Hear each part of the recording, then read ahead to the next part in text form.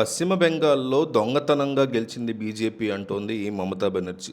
ఆవిడ చెవికి వినపడేలాగా బీజేపీ న్యాయంగా గెలిచింది అని ఒక్క కామెంట్ చేయండి. ఈ వీడియో వెస్ట్ బెంగాల్‌లో ఉన్న తెలుగు వాళ్ళందరూ చూస్తారు. అసలు ఏమనుకుంటున్నారు తెలుగు ప్రజలు, ఆంధ్ర, తెలంగాణ ప్రజలనేది తెలుసుకుంటారు వాళ్ళు. సో, ప్రతి ఒక్కళ్ళు మిస్ అవ్వకుండా బీజేపీ వెస్ట్ బెంగాల్‌లో న్యాయంగా గెలిచింది, అన్యాయంగా గెలిచింది. రెండిట్లో ఒకటి మిస్ అవ్వకుండా కామెంట్ చేయండి.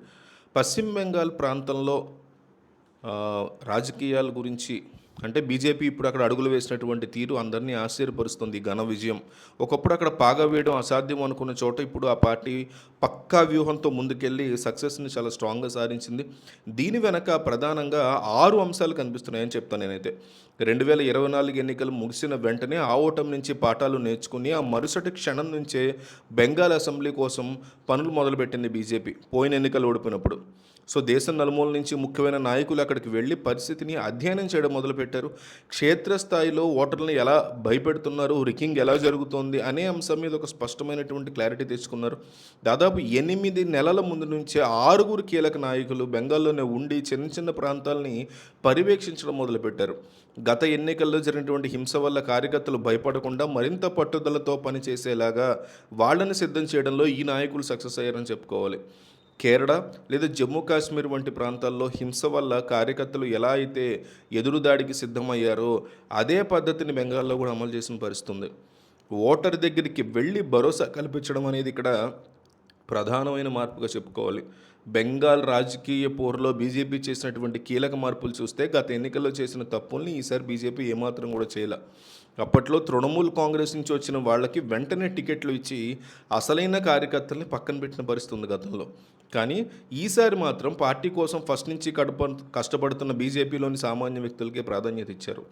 ఆర్జీకర్ హాస్పిటల్ ఘటనలో బాధితురాలి తల్లిని లేదా సందేశ్ ఖాళీకి చెందినటువంటి మామూలు వ్యక్తుల్ని అభ్యర్థులుగా నిలబెట్టడం ద్వారా బీజేపీ మేమంతా మీకోసం ఉన్నాం అనేటువంటి సంకేతాన్ని బలంగా ప్రజల్లోకి పంపించగలిగింది. అలాగే ఈసారి మమతా బెనర్జీని వ్యక్తిగతంగా ఏమాత్రం పొరపాటును కూడా టార్గెట్ చేయలే. గతంలో ఆమెను పర్సనల్గా విమర్శించడం వల్ల ప్రజల్లో ఆమె పట్ల ఒక సానుభూతి బిల్డ్ అయింది. దాన్ని దెబ్బకొట్టారు వీళ్ళు. ఈసారి ఆమెను పక్కన పెట్టి తృణమూల్ నాయకుల యొక్క అవినీతి, వాళ్ళ గూండాగిరి మీదే ప్రధానమైనటువంటి దాడిని చేసింది బీజేపీ.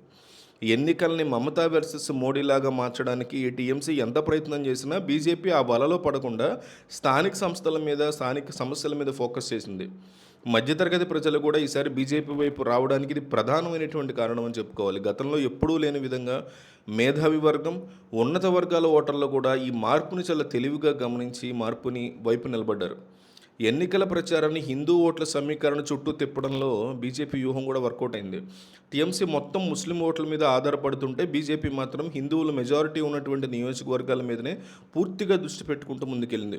దాదాపు 220 నియోజకవర్గాల్లో హిందువులు ఏకం కావాలి అని సువేందు అధికారి వంటి నాయకులు గట్టిగా ముందుకొచ్చి ప్రచారం చేశారు. ఒక సామాజిక వర్గానికి 70% ఓట్లు పడితే గెలుపు సులభం అవుతుందని బీజేపీ చాలా తెలివిగా భావించింది. అలాగే నాయకుల మధ్య పని విభజన లాంటివి కూడా చాలా స్ట్రాంగ్గా జరిగాయి. ఒకరు హిందూ ముస్లిం అంశాల మీద మాట్లాడితే మరొకరు మటువా కమ్యూనిటీ ఓట్ల మీద పనిచేసినట్టుగా కనిపిస్తుంది. ఇంకొందరు మేధావులు బెంగాలీ సంస్కృతిని ఇష్టపడేటువంటి మధ్యతరగతి ప్రజలను కూడా కలిసిన పరిస్థితుంది. స్మృతి ఇరానీ వంటి మహిళా నాయకులు మహిళా ఓటర్లని ప్రభావితం చేయడంలో చాలా కీలకంగా వ్యవహరించారని చెప్పుకోవాలి. బీజేపీ ప్రచారం అంతా కూడా చాలా నిశ్శబ్దంగా అట్టడుగు స్థాయిలో వెళ్ళిపోయింది తప్ప పైన పెద్దగా ఎక్కడ హడావుడి కూడా కనిపించలేదు.